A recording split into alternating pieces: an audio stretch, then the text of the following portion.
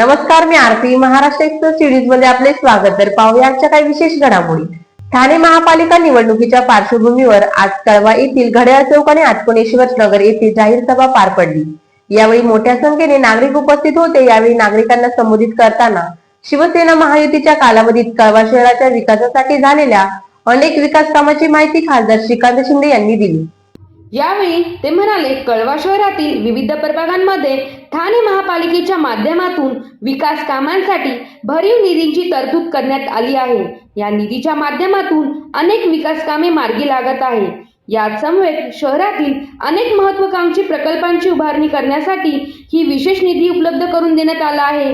यामध्ये शहरातील अंतर्गत रस्त्यांचे काँक्रिटीकरण, चौकाचे सुशोभीकरण, नक्षत्र उद्यान, खाडी किनाऱ्याचे सुशोभीकरण, जेट्टी, खारीगाव उड्डाणपूल याची उभारणी करण्यात आली. कळवा येथे 40 कोटी रुपयाच्या निधीतून उभे राहत असलेले क्रीडा संकुल, ऑलिम्पिक दर्जाचे तरण तलाव उभारण्याचे काम सुरू आहे. याच समवेत येथील नागरिकांना हक्काचे आणि सुरक्षित घर मिळावे म्हणून क्लस्टर योजना देखील राबवण्यात आली आहे. त्यामुळे नागरिकांना त्यांच्या हक्काचे घर मिळणार आहे. याचबरोबर येथील नागरिकांना मुबलक पाणी मिळावे यासाठी जलकुंभांची उभारणी करण्यात आली आहे. यामुळे लवकरच नागरिकांना मुबलक पाणी देखील उपलब्ध होणार आहे, असेही यावेळी सांगितले. उत्तम आरोग्य सुविधांसाठी रुग्णालय कळव्यातील शासकीय रुग्णालयात विविध अत्याधुनिक आरोग्य सुविधा उपलब्ध करून दिल्याने नागरिकांना मोठा दिलासा मिळाला आहे. भविष्यात देखील कळवा शहराच्या विकासासाठी शिवसेना महायुती कटिबद्ध आहे, असे श्रीकांत शिंदे म्हणाले. यामुळे 15 जानेवारी रोजी सर्वांनी शिवसेना महायुतीच्या सर्व नगरसेवक पदांच्या उमेदवारांना मोठ्या संख्येने मतदान करून त्यांना विजयी करा, असे आवाहन देखील त्यांच्याकडून करण्यात आले.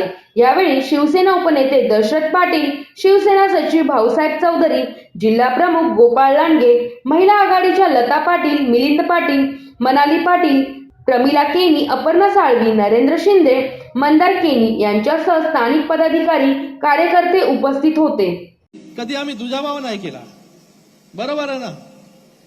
कळव्यामध्ये राष्ट्रवादीचे नगरसेवक असताना देखील शिवसेनेची सत्ता ठाणे महानगरपालिकेवरती होती, तरी शिंदे साहेबांनी कधी दुजाभाव केला नाही.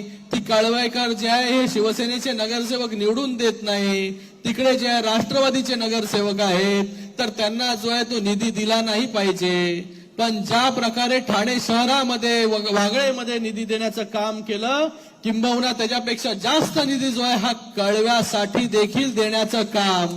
कळवा तर सोडा, मुंब्र्यामध्ये देखील, मुंब्र्यामध्ये तर एकही नगरसेवक नाही शिवसेनेचा, पण तरी जेव्हा विकासाची गोष्ट होते तेव्हा सगळीकडे सारखा विकास जो आहे हा झाला पाहिजे, सारखं कार्य जे आहे ते झालं पाहिजे. म्हणून आज कळव्यामध्ये आपण पाहताय की चांगले रस्ते झाले, सिमेंट कॉन्क्रीटचे चांगले रस्ते कळव्यामध्ये झालेले आहेत. चांगले या सगळ्या नगरसेवकांच्या माध्यमाने गार्डन झालेली आहेत. चांगलं जो खाडीचा परिसर आहे त्याला सुशोभित करण्याचं काम केलं. एक चांगलं मला वाटतं नक्षत्र उद्यान देखील याच कळव्यामध्ये आहे. चांगलं जेटी जे आहे ते बांधण्याचं काम देखील केलेलं आहे. त्याचबरोबर ह्याच कळव्यामध्ये आपण आता जे आपलं जुनं स्विमिंग पूल होतं, आता अपर्णाताईंनी ते विषय मांडला की स्विमिंग पूलचा, की हा स्विमिंग पूल कधीपर्यंत पूर्ण होणार आहे. मला माहिती आहे की या कळव्यामधील अनेक नागरिक जे आहेत, मुलं जी आहेत ती त्यांची तिथे सराव करण्यासाठी जातात. एकच स्विमिंग पूल जो आहे तो आपल्या या कळव्यामध्ये आहे, तर हा स्विमिंग पूल देखील चांगला जागतिक दर्जाचा झाला पाहिजे. याच्यासाठी पैसे वाढवून देण्याचं काम जे आहे माननीय उपमुख्यमंत्री एकनाथजी शिंदे साहेबांनी केलं, आणि आता 40 कोटी रुपये जे आहे हे आपण स्विमिंग पूलला देतोय. आणि इथे फक्त आता स्विमिंग पूल नाही, स्विमिंग पूल पण होणार, आणि त्याच्यावरती व्हर्टिकल स्टेडियम, म्हणजे प्रत्येक लेवलला एक वेगळा खेळ प्रकार जो आहे तो त्या ठिकाणी बॅडमिंटन असेल, लॉन टेनिस असेल, त्याचबरोबर क्रिकेटचे नेट असतील, बाकी सगळ्या स्पोर्ट्स असतील, इंडोर स्पोर्ट्स असतील, एथलेटिक्स असतील, म्हणजे आपल्या मुलांना एक चांगलं स्पोर्ट्स कॉम्प्लेक्स देण्याचं काम पण आपण ह्याच कळव्यामध्ये त्या ठिकाणी करणार आहोत.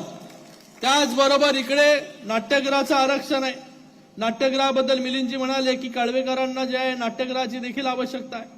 ते देखील आपण करतोय.